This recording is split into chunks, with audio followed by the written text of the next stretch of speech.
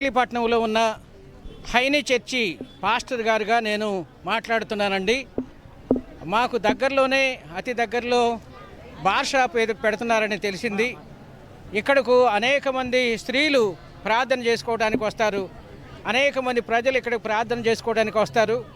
ఆ ప్రార్థన రాత్రుల్లో 9 గంటల వరకు ఉండి 9 గంటల నుంచి మళ్ళీ వాళ్ళు ఇళ్ళకి వెళ్ళటం జరుగుతూ ఉంటుంది. వాళ్ళు స్త్రీలు ప్రత్యేకంగా అలా వెళ్ళేటప్పుడు చాలా అభ్యంతరకరమైన పనులు జరగవచ్చు కనుక మేము దాన్ని వ్యతిరేకిస్తున్నాం. మాకు ప్రక్కనే హైనీ హై స్కూల్ ఉంది, హైనీ హోమ్ ఉంది. అనేక మంది పిల్లలు ఆ హోమ్లో ఉంటూ ఉంటారు కనుక వాళ్ళు ఇక్కడ ఈ ప్రాంతంలో జీవించడానికి మా చర్చిలో ప్రార్థనలు జరిగించుకోవటానికి చాలా ఆటంకంగా ఉందని మేము దాన్ని వ్యతిరేకిస్తున్నాం. దయచేసి మచిలీపట్నంలో ఉన్న అధికారులు, రాజకీయ నాయకులు స్పందించి మాకు సహాయం చేసి అక్కడున్న పెట్టబోయే బ్రాందీ షాపును పెట్టొద్దని ప్రత్యేకంగా మేము కోరుతున్నాం. ఇదివరకు ఒకసారి 2 సంవత్సరాల క్రితం ఏర్పాటైనప్పుడు మేము విన్నపం చేసినప్పుడు దాన్ని తీసివేయడం జరిగింది. కానీ ఈసారి మరలా ప్రెస్ మీట్ వరకు మేము వెళ్లాల్సి వచ్చింది. దయచేసి మా యందు దయ ఉంచి మాకు ఎలాంటి ఆటంకం లేకుండా చేయాలని మిమ్మల్ని అందరినీ కోరుతున్నాను. సోదరి మనులారా, ఇక్కడ అదర్ హైనీ అమ్మగారు దేవుని యొక్క సంకల్పంతో ఆమె ఒక త్యాగపూరితంగా ఎక్కడో ఫిన్లాండ్ దేశం నుంచి వచ్చి ఆమె త్యాగం చేసి దేవుని యొక్క ప్రేరేపణతో ఇక్కడ ఒక సంస్థను నెలకొల్పడం జరిగింది. అనాథ శరణాలయం, అలాగే స్కూళ్ళు, అలాగే దైవభక్తి నిమిత్తం ఒక చర్చిని, దేవాలయాన్ని కూడా నిర్మించడం జరిగింది. ఇక్కడ అనేక మంది విద్యార్థులు, విద్యాబోధలు మరి చదువుతున్న విద్యా సంస్థగా హైనీ హై స్కూల్ ఉపయోగపడుతూ ఉంది. మరి అలా ఎంతోమంది ఈ యొక్క సన్నిధానంలోకి వచ్చి, దేవాలయంలోకి వచ్చి ఆత్మీయ నెమ్మదిని పొందుతూ ఉన్నారు. వాళ్ళ కుటుంబాలను కూడా దేవుని యొక్క కృపతో ఆశీర్వదింపబడతా ఉన్నారు.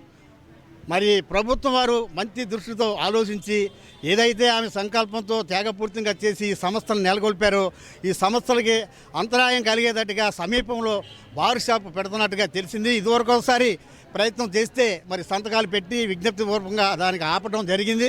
మరొకసారి మరి దాన్ని నెలకొల్పుతున్నారని చెప్పి తెలిసి ఇక్కడ విశ్వాసులు కానీ, ఈ యొక్క ఏరియాలో నివసిస్తున్నటువంటి మరి ప్రజానీకం కానీ, ప్రక్కన చూస్తే మరి ముస్లింకి సంబంధించినటువంటి మసీదు ఉంది. మరి మాకు ప్రేయర్ నుంచి మరి నైట్ 9 గంటలకి వెళ్ళే సమయం, మరి త్రాగి మరి ఎలాంటి అఘాయిత్యానికి లోనవుతారో తెలియనటువంటి పరిస్థితుల్లో ఆందోళన చెందుతూ ఉన్నారు. ఓ పక్కన మరి ప్రభుత్వానికి అనేక ప్రజా సంఘాలు, అలాగే వామపక్ష పార్టీలు కూడా చెప్తూ ఉన్నాయి మరి స్కూల్కి, విద్యాలయాలకి, దేవాలయాలకి దూరంగా పెట్టాలి, అది సమీపంలో ఉంచకూడదని చెప్పేసి అనేక సార్లు ప్రభుత్వాన్ని విజ్ఞప్తి వివిధ రూపాల్లో మరి నిరసన కార్యక్రమాలు కూడా చేయడం తెలుసు. ఎందుకంటే నేను కూడా వాటిలో పాల్గొన్నవాడినే. మరి కాబట్టి మంచి ఇదితో మరి ప్రభుత్వం ఆలోచించి ఇక్కడ ఉన్నటువంటి సంఘస్థులు కానీ, మరి ఈ ఏరియాలో నివసిస్తే ప్రజలు కానీ ఎలాంటి ఆటంకం కలగకుండా దయచేసి మా యొక్క విజ్ఞప్తిని ఆలకించే ప్రభుత్వం వారు ఆ యొక్క ప్రయత్నాన్ని మరి వెనక్కి తీసుకుంటారని విరమించుకోవాలని చెప్పేసి మా హైనీ చర్చి తరఫున, మా సంఘం తరఫున మరి ప్రభుత్వానికి విజ్ఞప్తి చేస్తా ఉన్నాం. నన్ను క్షమించండి, ఈ బార్ షాప్ పెడుతున్నారని చాలా అభ్యంతరంగా ఉంది. ఎందుకంటే అమ్మగారి యొక్క సన్నిధి ఇక్కడ ఉంది కాబట్టి మేమందరం కూడా శనివారం, ఆదివారం, సోమవారం, మంగళవారం ఈ 4 రోజులు మేము ప్రార్థనకు వస్తామండి. ఇది పవిత్ర దేవాలయంలాగా మేము భావించుకుంటున్నాం. మాలాంటి వాళ్ళు ఎంతోమంది ఇక్కడికి వచ్చి ప్రార్థన చేస్తారండి.